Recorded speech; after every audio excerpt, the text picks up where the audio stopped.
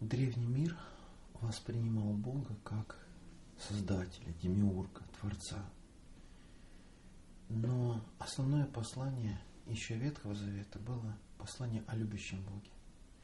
И очень трудно было людям представить, что существует такой огромный Создатель миров, вселенных, звезд, может любить. Как это любить?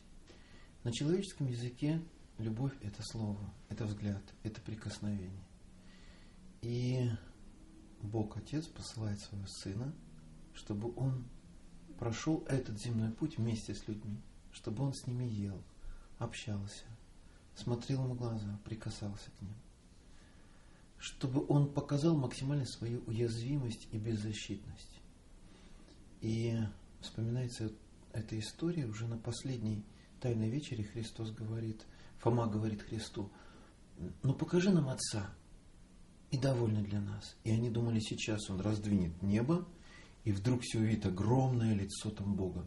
Он говорит: видевший меня, видел и Отца.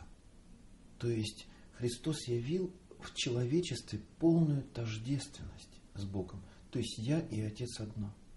И именно этого Он ожидает от нас. Блаженный Августин сказал такие слова, что Бог стал человеком, чтобы человек стал Богом.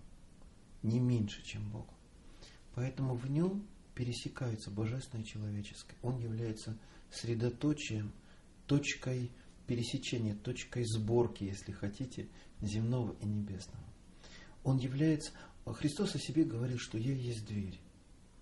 Но многие христиане не знают, что Он открытая дверь, а не закрытая. Это как будто пространство в дверном проеме, через который видна бесконечность, видна полнота Божества.